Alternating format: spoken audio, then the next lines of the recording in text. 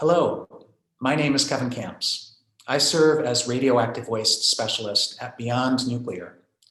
We're headquartered in the nuclear-free zone of Tacoma Park, Maryland, USA. I'm thankful for this opportunity to speak briefly today about the hazards of the Japanese government and Tokyo Electric's scheme to dump a vast amount of radioactive wastewater into the Pacific Ocean from the Fukushima Daiichi nuclear power plant. One of the hazardous substances in the wastewater is radioactive hydrogen, which is called tritium. Unfortunately, tritium is often described by government agencies and by the nuclear power industry as somehow harmless. This is far from the truth. In fact, tritium, which emits a beta particle, is a potent radioactive hazard. The problem is that tritium is so small that it is difficult and perhaps nearly impossible to filter out of a large amount of radioactive wastewater at an industrial scale. For this reason, government agencies and the nuclear industry often try to downplay the hazards of artificial tritium in order to allow the industry to carry out its activities. In the case of the Fukushima Daiichi site, where 3 reactors melted down, there is now a vast quantity of stored tritiated wastewater. There are 1.25 million metric tons of radioactive wastewater, which is 1.25 billion liters of radioactive wastewater. The concentration of artificial tritium in this wastewater is astronomical. There is a trace amount of natural tritium in Earth's surface waters. It's due to cosmic radiation interacting with the Earth's atmosphere, but it's present in only very trace amounts. Tritium's concentration is only 3 to 24 picocuries per liter of natural surface water. But the concentration of hazardous artificial tritium in Fukushima's wastewater is 1 million times that level. In fact, even though Tokyo Electric has passed the wastewater through the advanced liquid processing system twice, in some cases, the tritium concentration in the wastewater is still nearly 14 times higher than Japanese government regulations allow for open ocean dumping. Thus, this decision to dump in the ocean carries tremendous risks.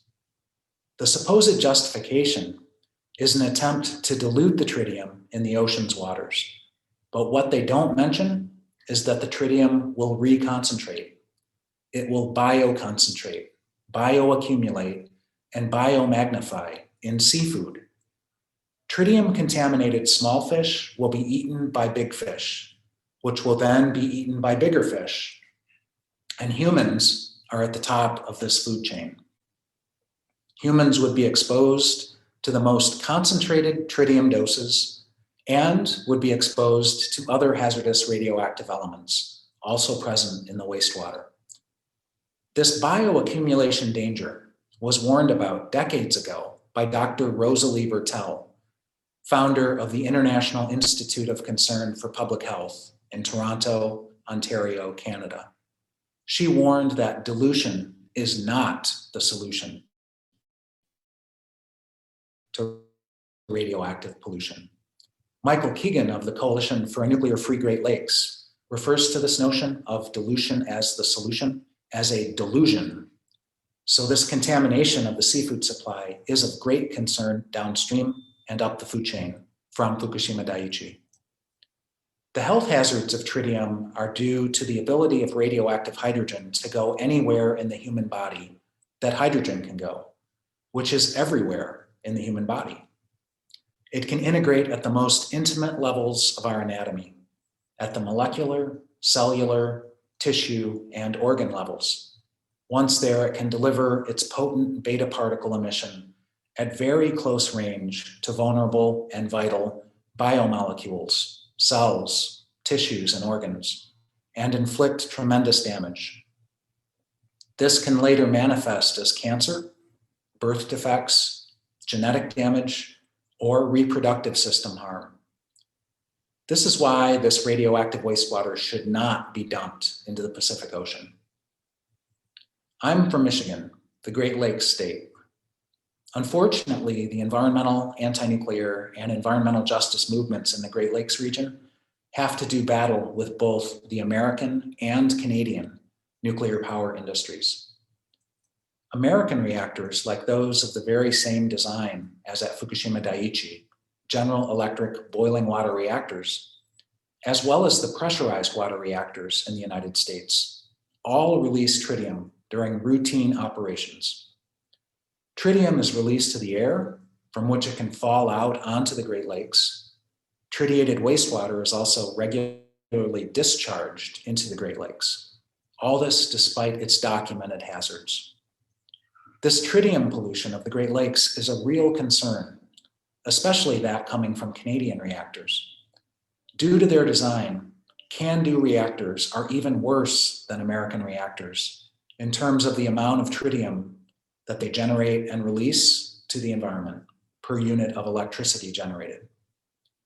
The contamination of the Great Lakes fisheries is of deep concern, but so too the contamination of the drinking and irrigation water supply. The Great Lakes are 21% of the world's surface fresh water and 84% of North America's surface fresh water. The Great Lakes provide drinking water for 40 million people in 8 US states, 2 Canadian provinces, and a very large number of Native American First Nations. Agricultural products grown with Great Lakes irrigation water are also consumed by countless millions. That figure, 40 million people who drink Great Lakes water, is just for current generations. But what about future generations?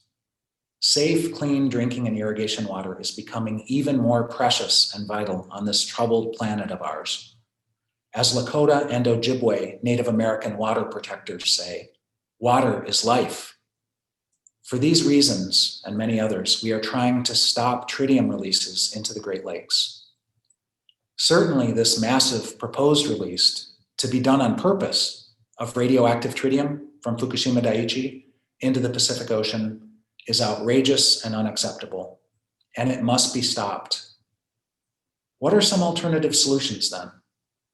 Well, it's been suggested from the earliest weeks of the Fukushima nuclear catastrophe by the likes of Dr. Arjun Makhijani, president of the Institute for Energy and Environmental Research, that the tritium in the wastewater should simply be stored as safely and securely as possible for as long as it remains hazardous.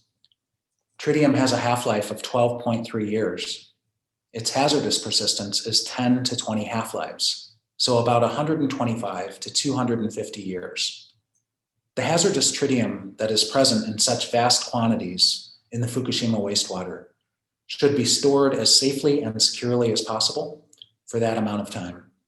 This would allow tritium's radioactivity to decay away until it is no longer hazardous. Some Japanese civil society advocates have suggested that instead of the large number of relatively small-sized radioactive wastewater containers used at the Fukushima site right now, that much larger containers be used. Such containers, like those used in the petrochemical industry for many decades now, should be deployed, safeguarded, and secured at the site. There are very poor reasons being given for why this dumping into the Pacific Ocean supposedly must take place. These reasons are not true nor legitimate. Certain Pacific Rim neighboring governments have loudly protested this dumping plan. The South Korean, Chinese, Taiwanese, and Russian governments have spoken out against Fukushima's radioactive wastewater dumping scheme. This is because their own respective domestic populations also depend upon the Pacific Ocean, including for a healthy seafood supply. I should point out that the Pacific's currents have already carried Fukushima's radioactive contamination all the way across the ocean to the western coastline of North America. Airborne radioactive fallout took just days to arrive and began to pollute places all across the North American continent, as by falling in rainfall. Waterborne contamination in the ocean took just months to arrive in the form of contamination in the flesh of migrating bluefin tuna. It may have taken a few years, but the main plume of radioactive contamination from Fukushima Daiichi in the Pacific did arrive on North America's west coast via ocean currents. It effectively doubled the previous concentration of radioactive cesium from bomb test fallout present in open ocean waters arriving at the central California coast. The radioactive wastewater that Tokyo Electric and the Japanese government are now scheming to dump into the Pacific Ocean will likewise reach the United States and Canada over time. The Biden administration's support for Tokyo Electric and the Japanese government's scheme is objectionable. It is also outrageous that American advisors to Tokyo Electric, such as the former chairman of the US Nuclear Regulatory Commission, Dale Klein, and the former acting director of the US Department of Energy's Yucca Mountain radioactive waste dump project, Lake Barrett, have spoken in favor of the ocean dumping scheme. Beyond Nuclear has been honored and privileged to join with the international anti-nuclear, environmental, ocean protection, and environmental justice movements. It's been an honor to have worked together with them for years to protest this plan. Hundreds of organizations and countless thousands of individuals have signed on to multiple coalition statements and petitions for years now, including again recently. These statements and petitions have urgently called on the Japanese government and Tokyo Electric to not do this and to instead implement a better storage method to protect the Pacific Ocean, which is so precious and vital to all of humankind and other living beings. Thank you for this opportunity.